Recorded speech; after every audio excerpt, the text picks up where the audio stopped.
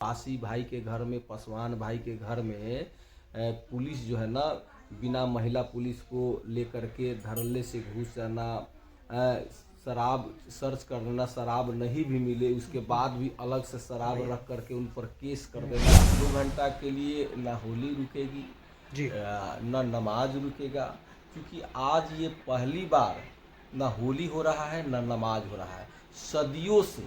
सदियों से होली भी होते आ रहा है और नमाज भी लोग पढ़ते आ रहे हैं। आज के समय में 400 रुपया, मात्र 400 रुपया वृद्धा पेंशन, विधवा पेंशन, दिव्यांग जन का पेंशन है।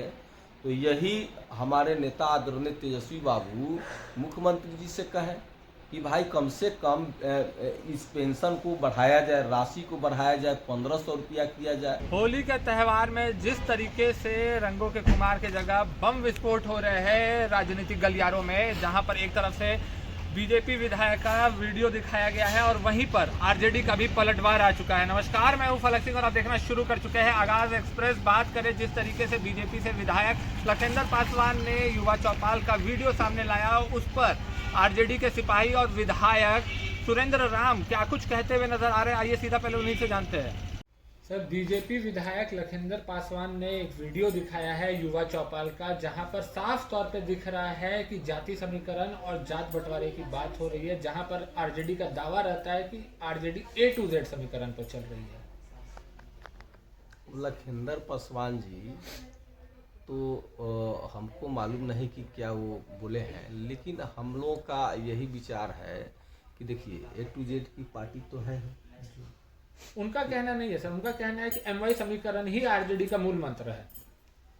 अब उनका कहना है, वो क्या कहते हैं उस पर हम लोग ये ध्यान नहीं देते हैं। तो वो तो कुछ ना कुछ तो कहते रहते हैं लोग ना, अपने तरफ तो कुछ देखते नहीं हैं कि बिहार में किस तरह से पासी भाई के घर में, पासवान भाई के घर में पुलिस जो है ना, बिना महिला पुलिस को लेकर के धड़ल्ले से घुस जाना, शराब सर्च करना, शराब नहीं भी मिले उसके बाद भी अलग से शराब रख करके उन पर केस कर देना है। ये तमाम तरह का तो स्थिति बना हुआ है अपने यहाँ। देखिएगा कि एकदम परेशान लोग हैं तो इस सब चीज़ को उनको ध्यान नहीं आता है। ध्यान तो रखना चाहिए कि किस तरह से सरकार का पुलिस प्रशासन का जो है ना रौब का शिकार हो रहे हैं हमारे पासी भाई, पासवान भाई। बिना गलती का सजा मिल रहा है, घर में ज़बरदस्ती घुस जाना, महिला किस तरह से वहाँ बैठी हुई है, सोई हुई है, नहीं, वो लोगों को जबरन जेल में ये डाला जा रहा है। तो इस पर उनका ध्यान नहीं है। हमारी पार्टी जो है A to Z की पार्टी है और किसी भी सभा, किसी भी कार्यक्रम में सब लोग उसमें शामिल होते हैं, उस कार्यक्रम में शामिल होते हैं। हम लोग भी उस कार्यक्रम में थे, सभी जाति, सभी लोग वहाँ आए हुए थे और सबकी बात उन्होंने कहा। हमारे आदरणीय नेता सबकी बात उन्होंने कहा कि हमारी सरकार बनेगी तो युवाओं को विशेष ध्यान दिया जाएगा। जो भी फॉर्म अप्लाई किया जाएगा वो फॉर्म जो है ना निःशुल्क रहेगा और उसको आने जाने का भाड़ा किराया भी दिया जाएगा। तो बताइए कि कोई बहाली निकलता है तो 1 या 2 जाति के लिए तो नहीं निकलता है। बहाली जो निकलता है तो सभी जाति के लिए निकलता है, सभी धर्म के लिए निकलता है। तो उसका फायदा सभी लोगों को होता है। तो अब उनको कहने का क्या अर्थ है, ये तो गलत बोल रहे हैं। सर, अगर देखा जाए तो एक बड़ा आरोप ये भी लग रहा है कि नेता प्रतिपक्ष सत्र में उपस्थित नहीं रहते और अगर उपस्थित रहते हैं तो मुद्दे की बात नहीं करते, सिर्फ भ्रमित करने की बातें करते हैं, विधानसभा किसी तरह भंग हो जाए, इस पर उनका आरजेडी का दबाव ज़्यादा रहता है। नहीं, मुद्दे की बात तो हमेशा मुद्दे की बात करते हैं। मुद्दा का ही बात है कि आज के समय में 400 रुपया, मात्र 400 रुपया वृद्धा पेंशन, विधवा पेंशन, दिव्यांग जन का पेंशन है।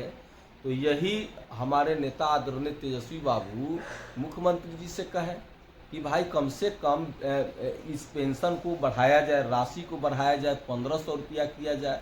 उदाहरण के तौर पर भी बताएं कि बगल के राज्य जो झारखंड है, झारखंड में 1000 रुपया मिल रहा है। तो ये मुद्दा की बात तो उनको समझ में नहीं आएंगे।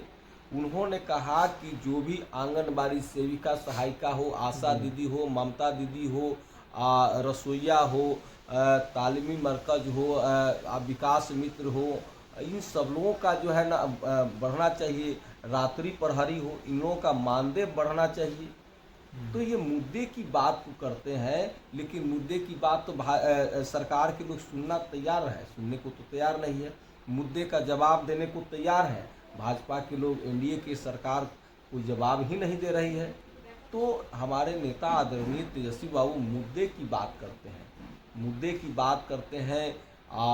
जो बात बोलते हैं हमारे नेताजी आदरणीय तेजस्वी बाबू, उस पर कायम भी रहते हैं। होली का समय है, दरभंगा की मेयर का बयान आता है कि 2 घंटे के लिए होली रुकवा दी जाए, क्या कहना चाहेंगे उस पर? देखिए, हमारे हिसाब से 2 घंटा के लिए ना होली रुकेगी जी, ना नमाज रुकेगा, क्योंकि आज ये पहली बार ना होली हो रहा है ना नमाज हो रहा है। सदियों से होली भी होते आ रहा है और नमाज भी लोग पढ़ते आ रहे हैं। हमारे जो भी हैं हिंदू, मुस्लिम, सिख, ईसाई, सभी भाई सभी त्यौहार को मिलजुल करके मनाते हैं, एक दूसरे को बधाइयाँ देते हैं, एक दूसरे के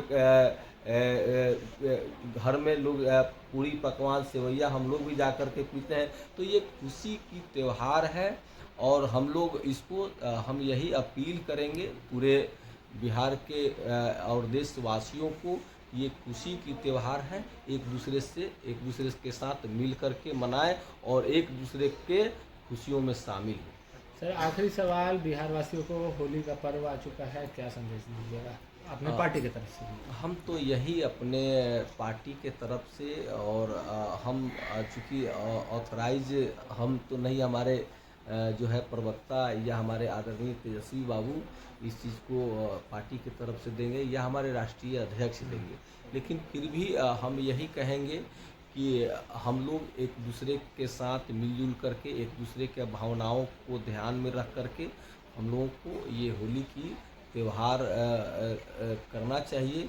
और रंग गुलाल जो है ना को हम लोगों को किसी के आंख में नहीं लग जाए, किसी को उसकी भावना को हम लोगों को सावधानी पूर्वक होली मनाएं, लेकिन सावधानी पूर्वक हम लोगों को मनाना चाहिए। तो सर, क्या अगले साल जब होली आएगी तो नेता प्रतिपक्ष मुख्यमंत्री बने रहेंगे?